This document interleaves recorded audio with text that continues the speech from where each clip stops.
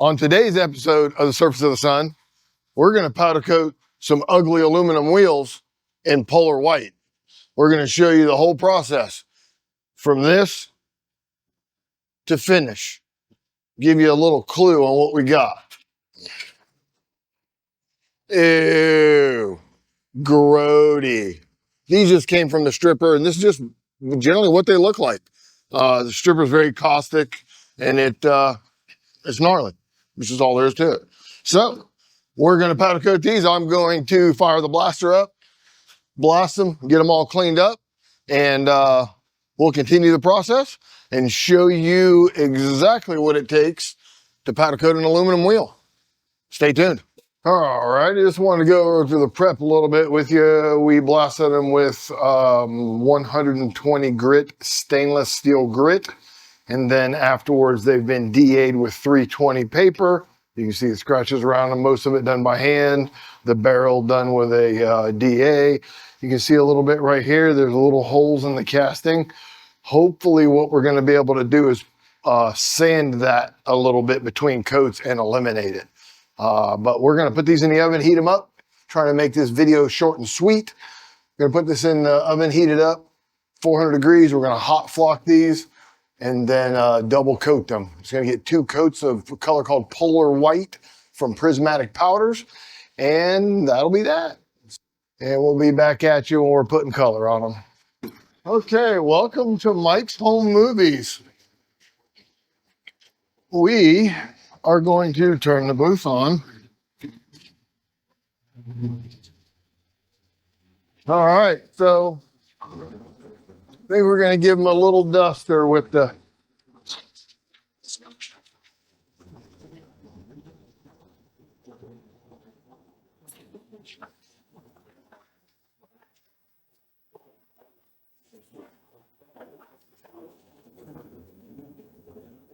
why not just start with them blowing off nice? I mean, there's no sense in not doing it. Then we're hot, by the way. Very hot. All right, the first thing, we got deep recessed lug nuts. We're gonna turn our light hat on.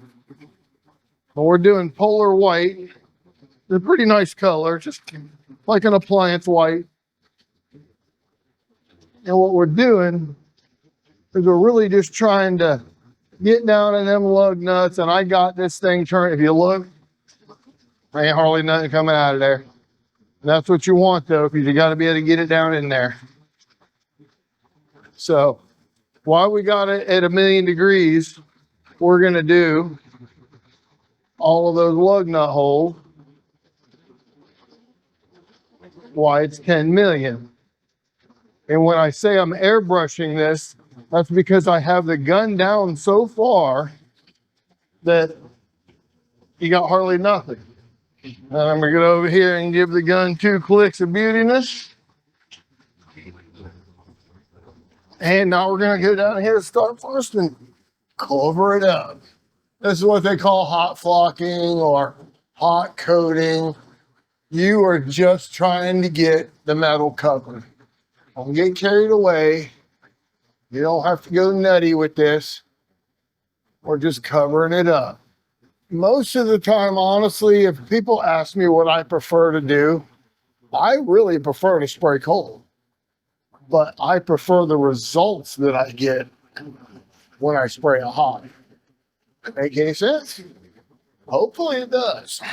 Because I just think it comes out better. Okay, so the first coat is definitely better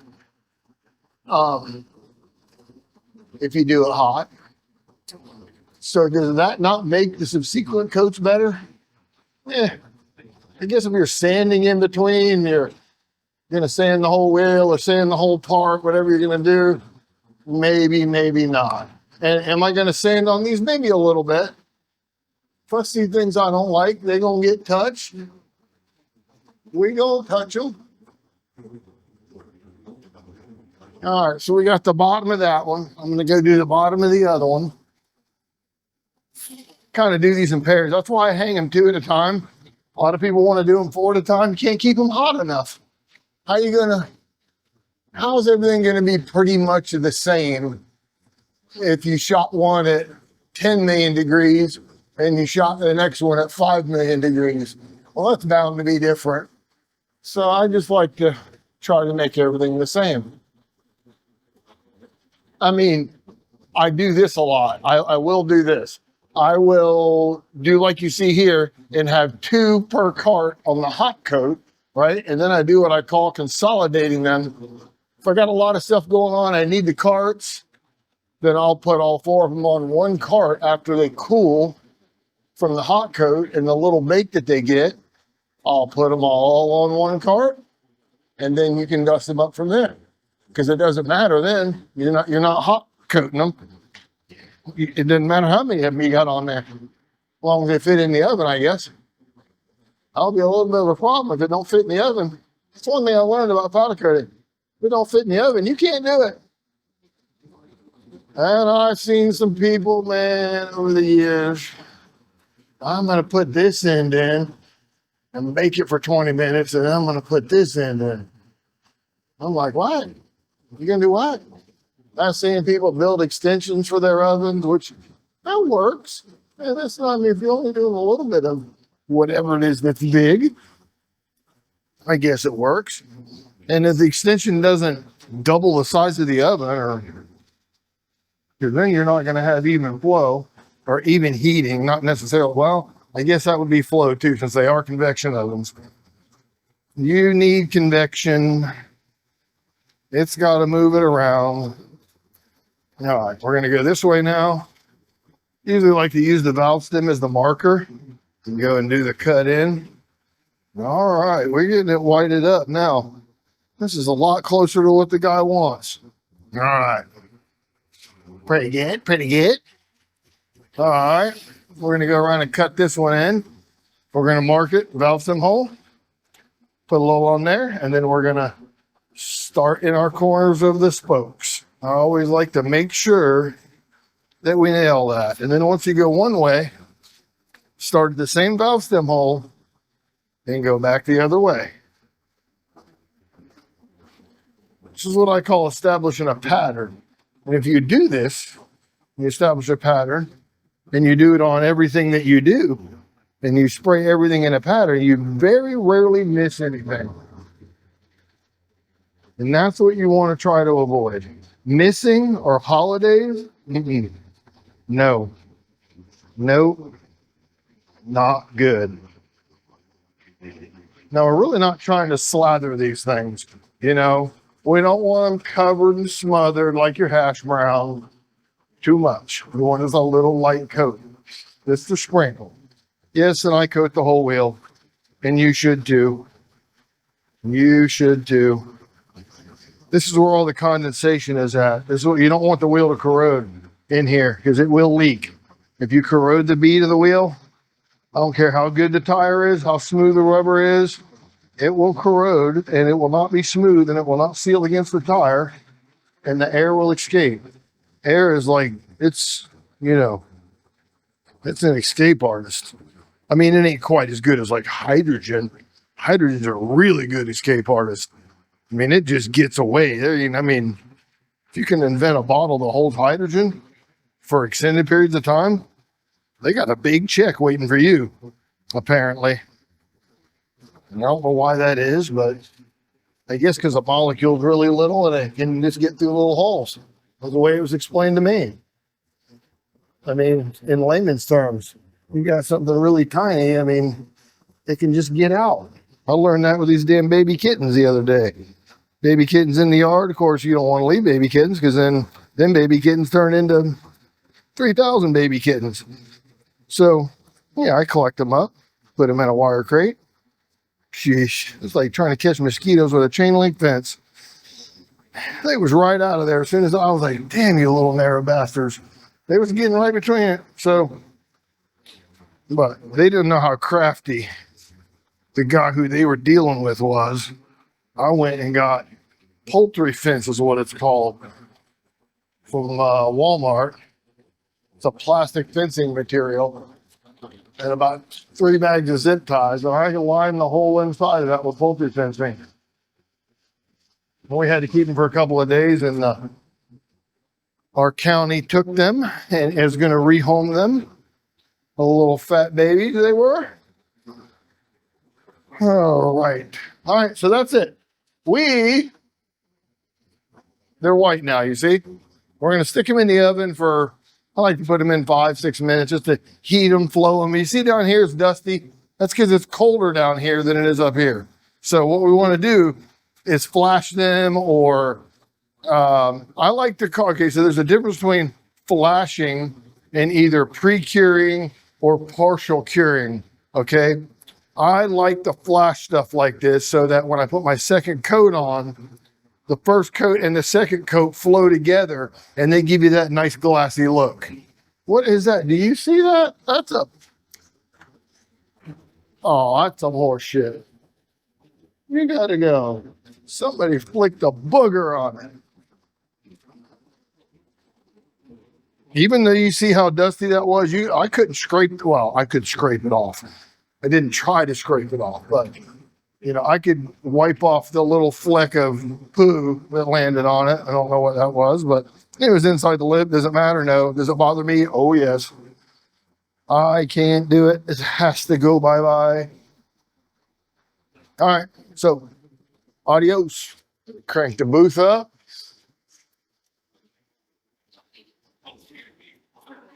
Hope you guys ain't afraid of the dark, because the inspection process, we have to go in the dark. So maybe I need to warn some of you that the dark is coming so you can get your teddy bear and your Snuggie pillow or whatever.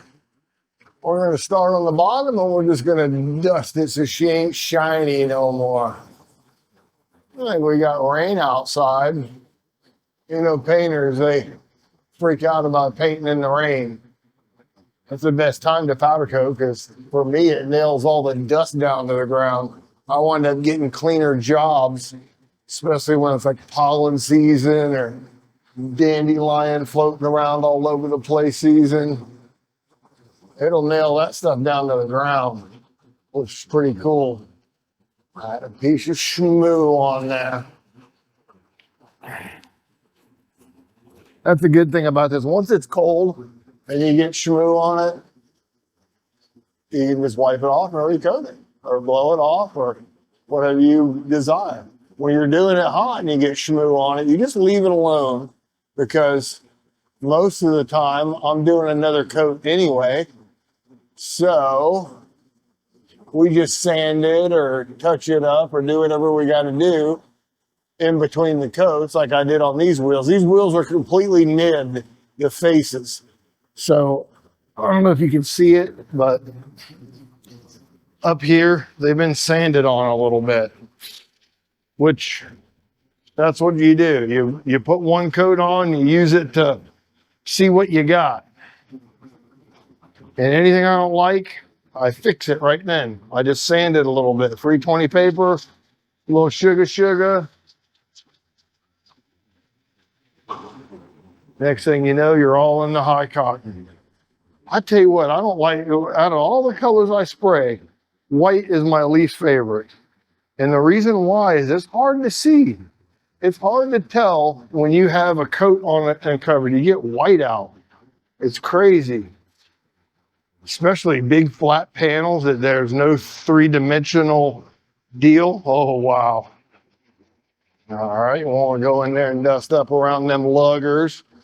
Make sure you get in between the spokes good. You just watch the shiny disappear. And that's what you want. You cover up all the shiny, you should have a good coat on it, right? If you can see through it, you can see shiny, that's a miss. I'm pretty sure that GoPro is a piece of shit. I mean, I think they all are.